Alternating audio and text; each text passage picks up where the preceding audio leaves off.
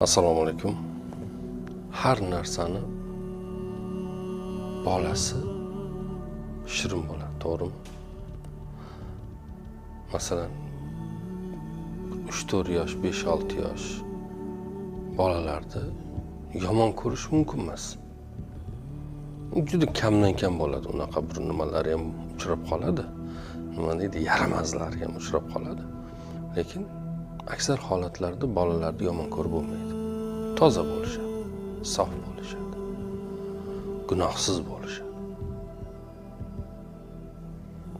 Va ularda deyarli yolg'on bo'lmaydi. Rost bo'lishadi, samimiy bo'lishadi. Yaxshi ko'rsa ham chin dildan yaxshi ko'radi, yomon ko'rsa ham chin dildan yomon ko'radi. Yolg'on yomon ko'rmaydi, yolg'on yaxshi ko'rmaydi. Nega? Chunki ular hali bu hayotni o'yinlariga, firblariga, yolg'onlariga, ig'volariga, tuhmatlariga, xiyonatlariga sanashda davom etaverishimiz mumkin. Duch kelmagan bo'ladi. Masalan, bir bola deylik ilk tanlovlarini muzqaymoq va onasi o'rtasida qilishga to'g'ri keladi. Deylik, muzxonada muzqaymoq bor. Bir marta u muzqaymoqni oldi, yedi, gilamga o'tirib yerda gilamlarga oqizib yedi. Maza qildi, lekin o'zi chin dildan yegisi keldi, yedi. Og'isi keldi, oldi. Lekin onasi keldi va unga jahli chiqqanini bildirdi, koyidi, qo'lda muzqaymoqni tortib oldi, jahl qildi, u muzqaymoq to'kilgan gilamlarni yuvdi. Bu jarayonni hammasini ichida bir og'riq, bir zarda, bir jahl bilan qildi. Buni hammasini bola kuzatdi. Bola ilk tanlovni o'shanda boshlaydi. Ikkinchi safar juda yaxshi ko'rgani muzqaymoq va juda yaxshi ko'rgani onasi o'rtasida tanlov qilish kerak bo'ladi. Muzqaymoqni juda ham yegisi kelyapti. Ayni paytda onasini jahlini chiqishini istamaydi, onasini ham juda ham yaxshi ko'radi. Bu ikkalasi o'rtasida tanlov qilishiga to'g'ri keladi. Birinchi tanlovlari shu. Keyin bu dunyo bozorida bozorlik qilishni, tanlov qilishni, yolg'on gapirishni, o'zini foydasini o'ylashni, boshqa narsalarni o'ylab borgan sari har tomonlama kattalashib boraveradi. Lekin bola ekan, yosh ekan, hayotni hali eng avvalida ekan, tozaligicha saqlanib qolaveradi. Bunga misol o'laroq bir voqeani aytib bermoqchiman. Bu voqea Nil qirg'og'i qishlog'imi degan shunaqa bir joyda, Misrda sodir bo'lgan ekan. O'qituvchi sinfga kiradi va nimalarga aytadi? Mavzu shu, mana shu mavzuda barchangiz nima qilasiz? Insho yozasiz. Agar kimki inshoni zo'r yozsa, mana bu oyoq kiyim, yangi oyoq kiyimni ko'rsatib, unga sovg'a qilamiz shu oyoq kiyimni. Endi bir rag'bat bo'lsin deyapti-da, rag'batlantirmoqchi. Va butun sinf o'quvchilari insho yozishadi. O'qituvchi uyga borib tekshirib, insholarni ertasi kun keladi. Hamma yaxshi yozibdi. Ya'ni orangizda bu mavzuda, tanlaganimiz mavzuda yomon insho yozgan o'quvchi yo'q.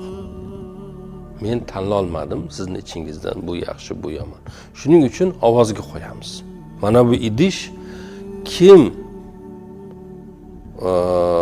ko'proq ovoz olsa ichinglardan, ya'ni biringiz boshqangizga ovoz berasiz, o'shanga bu oyoq kiyimni beramiz deb. O'shanda bir Umida, endi o'zbekchaga tarjima qilganda Umida ismli bir qiz nima qilgan ekan? Oyoq kiyimni yutib olgan ekan. Ayol uyga borib voqeani turmush o'rtog'iga aytib beribdi-da. Endi juda hayajonlanib, ko'zlarida yosh bilan turmush o'rtog'i so'rabdi. Nega bunaqa hayajonlanasan? Buni nimasi ajablanarli? Yutibdi, ko'proq ovoz olibdi deganda o'qituvchi aytgan ekan, gap unda emas. Gap shundaki, u yerda butun sinf o'sha qizning ismini yozgandi. Chunki u qizni oyoq kiyimlari bir ahvolda edi yani.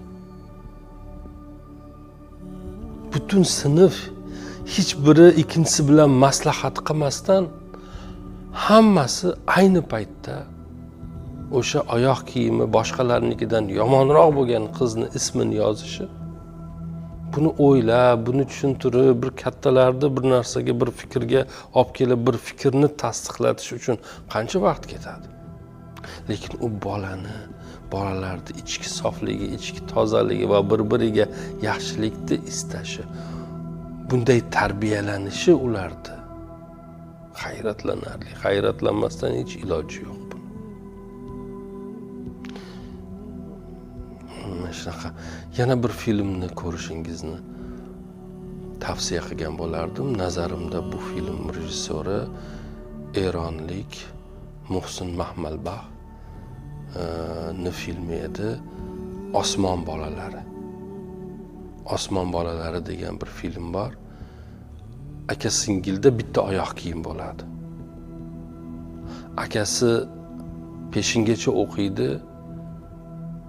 Peshindan keyin singlisi o'qish kerak bo'ladi.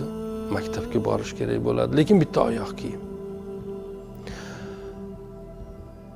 Akasini darsi tugashi bilan singlisini darsi tugashi orasida endi katta tanaffus qancha bo'lishi mumkin? 15 daqiqa.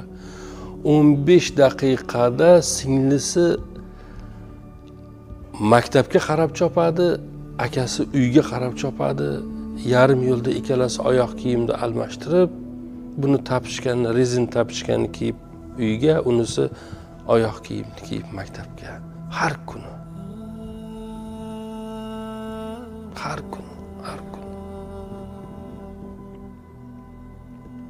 Va marafon bo'ladi, marafonga sport oyoq kiyimi qo'yiladi. Yigit bu marafonda u sport oyoq kiyimini yutib olish uchun nimalar qilmaydi? Biz yoshligimizda ham shunday edi. Kiyim, oyoq kiyim bu masalalarda muammolar bor edi. Lekin bugun yo'q. Unday muammolar yo'q deb o'ylayman. Bo'lsa ham juda ham oz.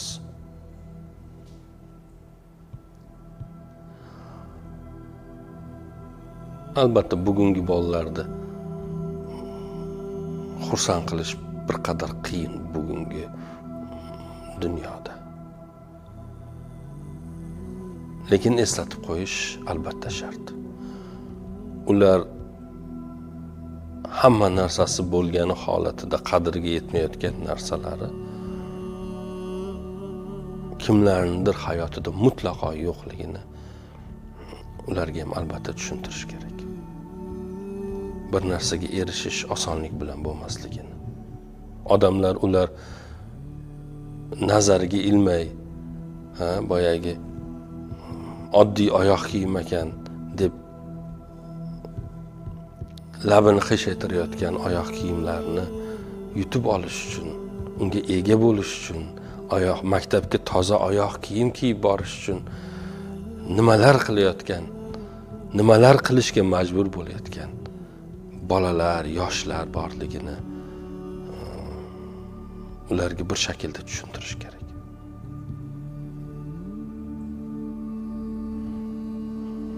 Aytish kerak-da ya'ni. Bo'lmasa nima deydi? Oyog'in tagini ko'rmay katta bo'lsa, bir kun yiqilib qoladi. Ya'ni dimog'i ko'tarilib osmonga qarab katta bo'lsa, bir kun yerni ko'rmay yiqilib tushishi mumkin-da. O'shani oldini olish uchun ham bu narsalarni anglash kerak, anglatish kerak, tushunish kerak, tushuntirish kerak.